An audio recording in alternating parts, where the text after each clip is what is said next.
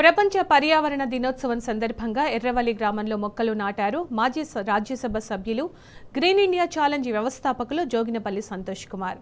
పర్యావరణ రక్షణ కోసం బాధ్యతగా 3 మొక్కలు నాటడం చాలా ఆనందంగా ఉందన్నారు. పర్యావరణ పరిరక్షణ మన అందరి బాధ్యత అన్నారు సంతోష్ కుమార్. మొక్కలు నాటడమే కాదు వాటిని రక్షించే బాధ్యత చేపట్టాలని సూచించారు. గ్రీన్ ఇండియా ఛాలెంజ్ హరిత సేనలో భాగంగా మాజీ మంత్రి బీఆర్ఎస్ వర్కింగ్ ప్రెసిడెంట్ కేటీఆర్, ప్రముఖ cine hero Chiranjeevi, Padmashri award గ్రహీత జాదవ్ పయాంగులు మొక్కలు నాటాలని కోరారు. అందరికీ ప్రపంచ పర్యావరణ దినోత్సవ శుభాకాంక్షలు తెలిపారు సంతోష్ కుమార్.